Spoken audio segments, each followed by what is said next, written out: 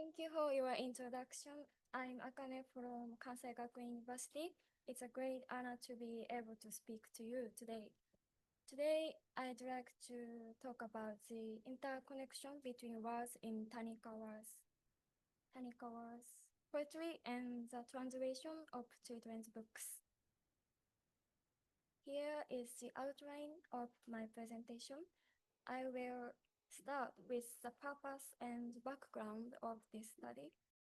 Next, I will review previous research on Tanikawa's principles in poetry writing and his practice of translation. Third, I will explain the research object, Tanikawa's translation of Swimi, and the method. Then from the next slide, I would like to explain some background information before beginning the case studies.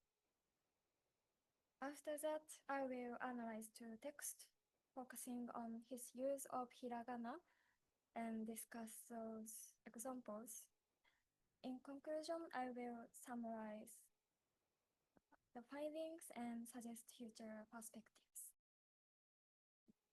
The purpose of this study is to reconsider the desired form of translation works aimed at children. As prior research suggests, children typically focus on the sound of the word while reading. This perspective is the key to this research. Especially in children's books, they are equivalent to featuring the sound of the word. The following four characteristics can be identified as features of picture books.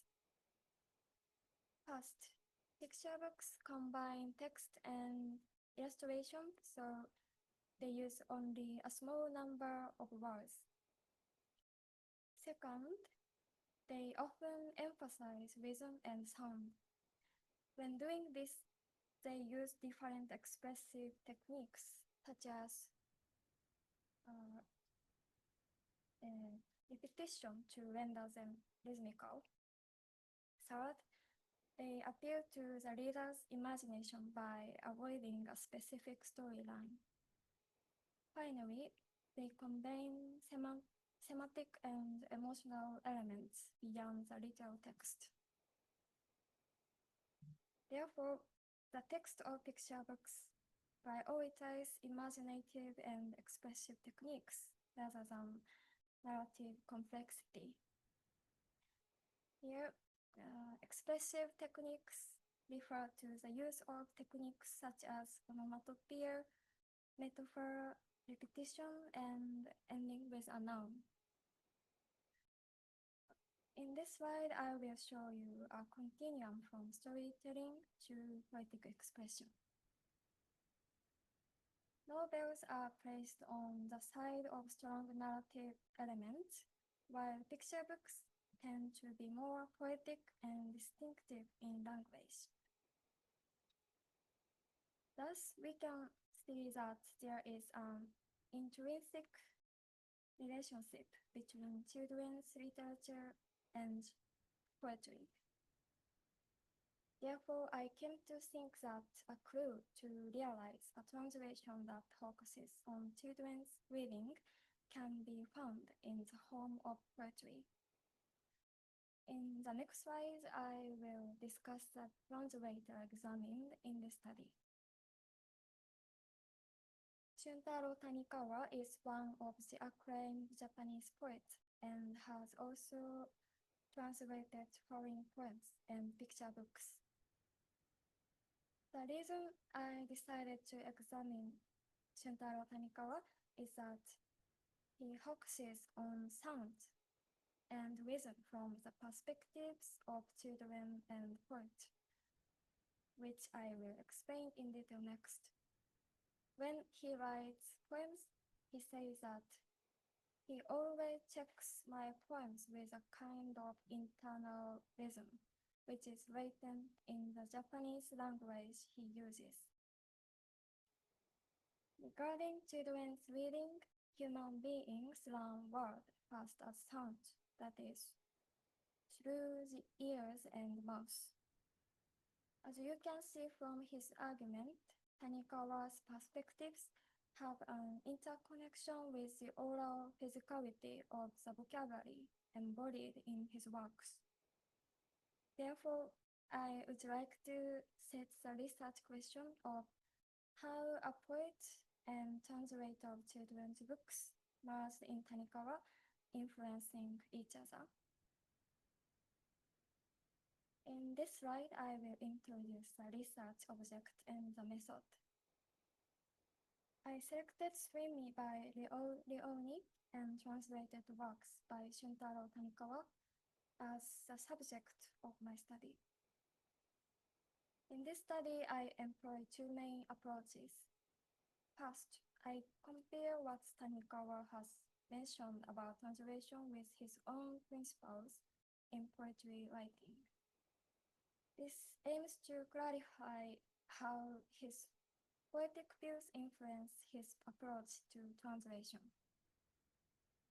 Second, I analyze his actual translation practice by examining Sweeney by Leoni, focusing on expressive techniques from Tanikawa's perspectives mentioned above.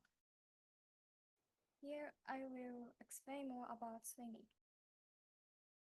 Published in 1963, Swimmy is said to be the first book in which Leoni consciously considered his readers, especially children.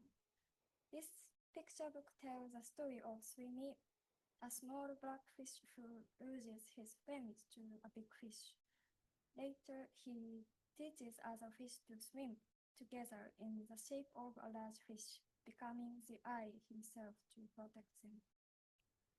Leoni himself stated that the most important thing in this picture book is where Sweeney says, "I will be the eye." In other words, the story aims to convey the importance of sharing with others the ideas and possibilities that arise from encounters within oneself. He also spoke about his own aspirations as a picture book author. Like Swimmy, creators of children's picture books have a responsibility to see for others. Authors bear the mission of revealing beauty and meaning. A good picture book must possess both. It is thought that as a means of expressing this meaning, the work Swimmy broadens the perspective on children's reading and strengthens the approach to expressing the beauty found in everyday life through the medium of picture books. In the final scene of Swimmy, I will be the eye, the story's message, or in other words, its conceptual meaning is most clearly emphasized and fully realized. At the same time, Tanikawa also began to tackle work for children in the 1960s. In the next slide, I will explain that in detail. Tanikawa's creative activities for children, such as picture books, poetry, and translation, were closely translated to a crisis he was experiencing in his poetry writing at that time. He says, "Words are not inside me, nor do they come from creating something out of nothing. I realized that words exist outside of me, and all I can do is reconstruct them.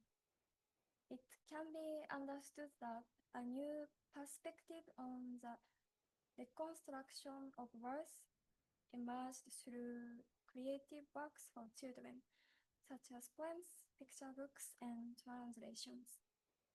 In addition, through Leoni's picture books, Tanikawa developed his own views on picture books.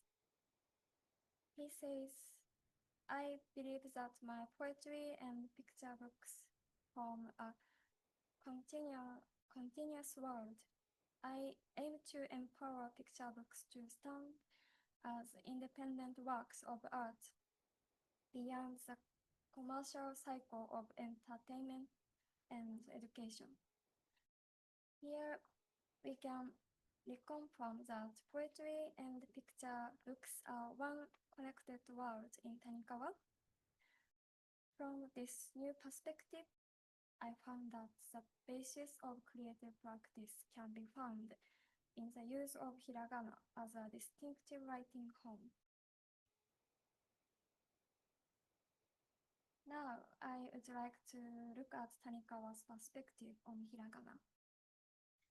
He argues that a poem written entirely in exclusively hiragana or an expression without kanji can create unique sounds and styles, suggesting that Japanese rhythms are not limited to the 7-5-syllable patterns.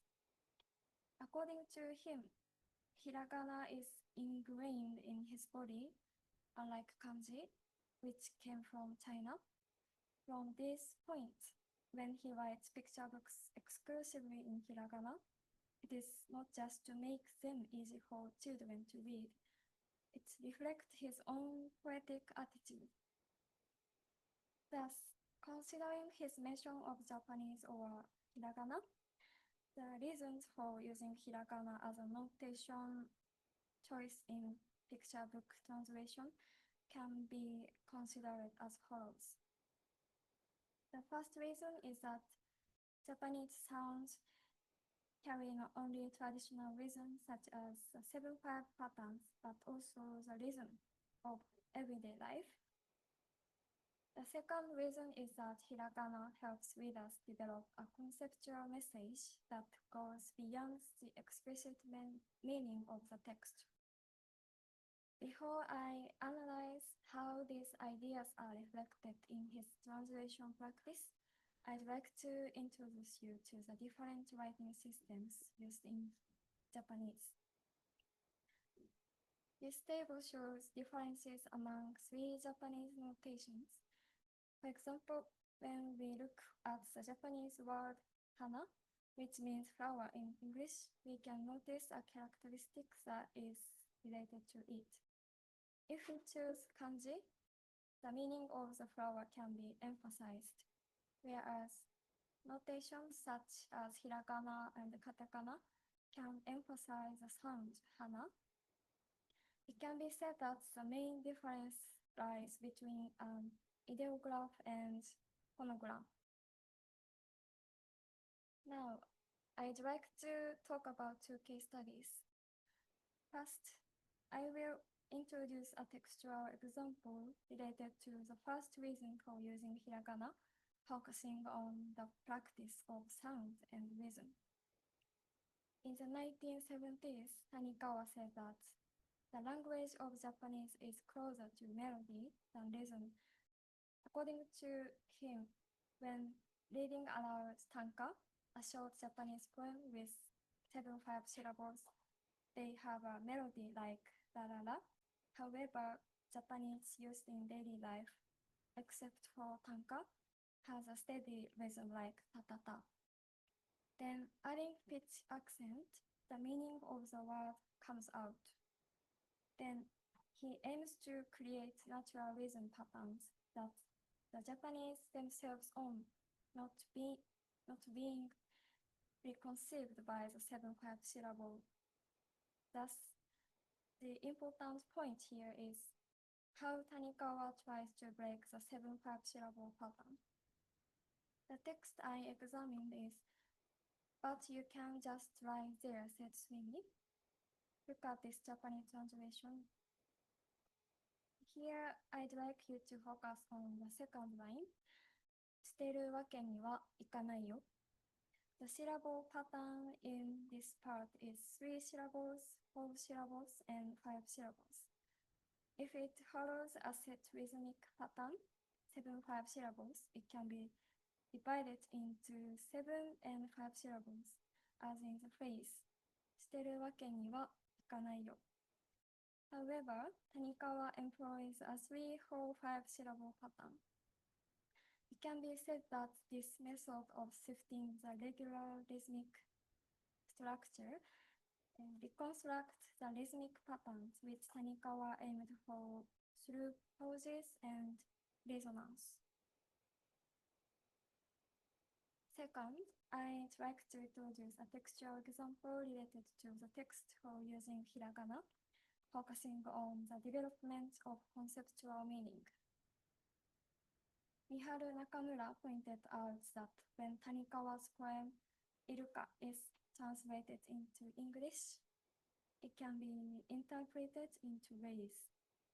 Is it there or not, and are there any dolphins? Nakamura argues that this ambiguity causes a fluctuation in context. From this point, I examined whether Tanikawa used this fluctuation in the context of swimming. The text I examined is I'll be the eye. I focused on the meaning of the eye. For example, if the eye is represented using kanji, it is possible to emphasize the interpretation of the eye of a fish as reflected in the features of the ideograph. However, the use of hiragana can lead to the development of a secondary meaning distinct from the meaning of the eye of a fish. In other words, we can say that the first meaning is the eye of a fish as a denotative expression. I suppose that the secondary meaning is that Sweeney plays the role of the leader of the school of fish as a connotative expression. As shown on the slide, kanji form can express a literal meaning, but hiragana form can lead to a metaphorical fact. So the main point is that, as exemplified by Nakamura, the fluctuation of words created through wordplay is not presented in swimming. However, hiragana is considered to contribute to the generation of conceptual elements, such as the central theme of swimming.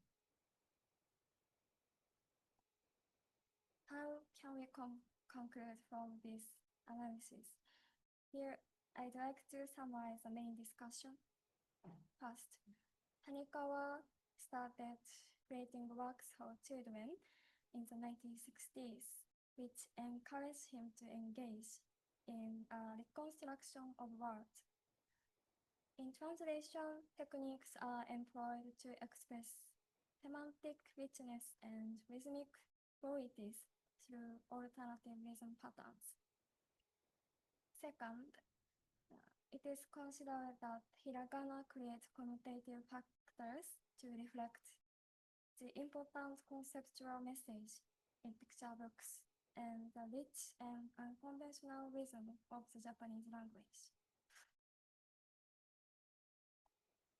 Finally, I'd like to conclude by answering the research question. Could the home of poetry offer a clue with the following point? It is believed that the method of translation described above are all based on his poetic stance. In addition, the poet's sensibility is reflected throughout the translation, and his poetic stance is closely connected to translation practice.